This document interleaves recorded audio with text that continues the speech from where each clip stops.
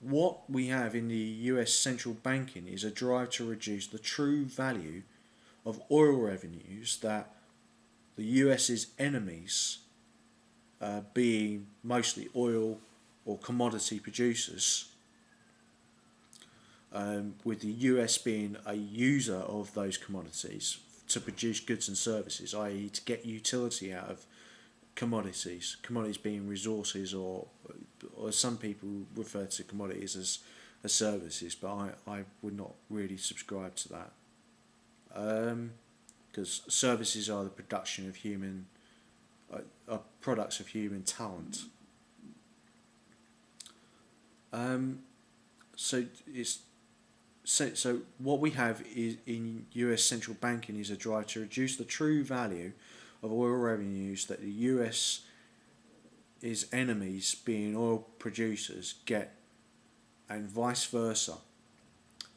So the US commodity producers who are enemies of the US, they want to get the maximum amount of value for the investment that they put into digging in the hole, mining it for the oil and extracting the oil, and all the money that all the sort of sunk costs in terms of military expenditure.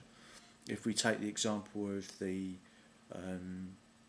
Bin Ladens or Saudis or you know or ExxonMobil, Halliburton, in terms of bribing US officials or coercing US officials into doing what they want to do, or waging terrorist campaigns on the US, i.e. in terms of the Saudis and Bin Ladens flying planes into the New York skyline, or conducting wars in Afghanistan and all that. So, to give an example is where people are going to have conflicting views on the actual context of that example, but the fact is that those people, or if be it Russia or China, to a certain extent, or Iran, are commodity-based economies. They are extracting commodities to sell on the global market, whether they're states or non-state entities like firms that are engaged in feudalistic crime activity, like ExxonMobil, or the Saudis or Bin Ladens, or Halliburton.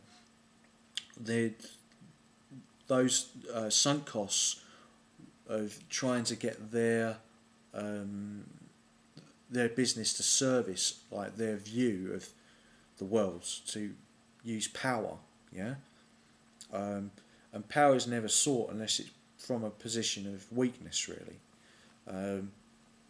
But that's for another video.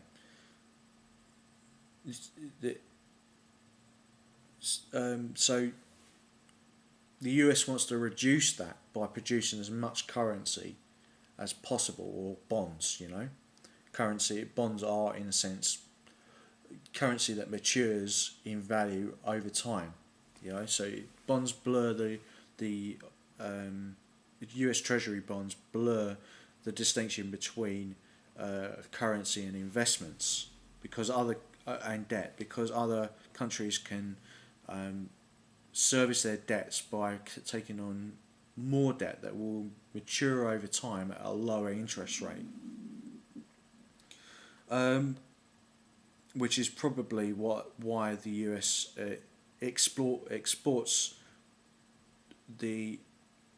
its debt-based fiat currency via inflation to other currencies. So it's a fiercely I don't want to use the word nationalist because that conveys sort of patriotism, but sort of a jingoistic imperialist economic policy to its detractors would say, and that of course is down to the Fed. I'm trying to avoid terms that bring up associations that are emotionally charged. This is trying to be a scientific or empirical study of economics and what money is. So yeah, again, I'm going to go over this again. So free markets and Marxist models from a Western rationalist empirical point of view should be treated as totalitarian ideas if the proponents are intent on implementing those models or conceptually flawed means. What we have in the US government banking is a drive to reduce the true value of oil revenues that the US's enemies, being oil commodity producers, get and vice versa. So the present system is the worst of both fractional reserve banking and commodity money, which of course equals the petrodollar. It is both a real trap and a physical trap. It's a trap. So if we have commodity money, gold money, this would be another distortion, just like the petrodollar, as it relies on the manipulation of price signals of all commodities based on a single commodity that is held. So it's the scarcity of availability of that gold. For instance, you could have bank vaults or a safe where you keep gold hidden. If that gold is not in the system as currency, then it's going to distort the true value of gold.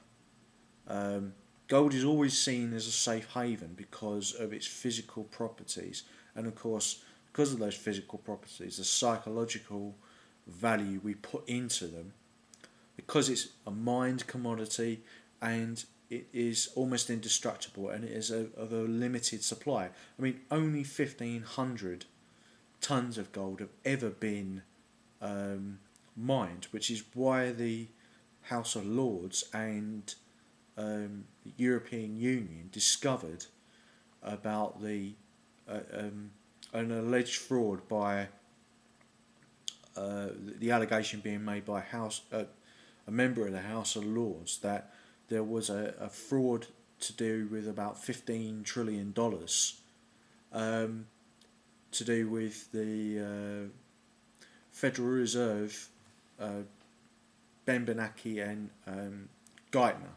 Now, whether this is true, I don't know, because I haven't seen the documents. You only have this guy, the House of Lords peer, who has mentioned it in passing, but he must have got some evidence to base those things on. Otherwise, he would be breaking parliamentary conventions. You know, he obviously made an insightful remark that all that needed to be done was to get Geithner and Ben Bernanke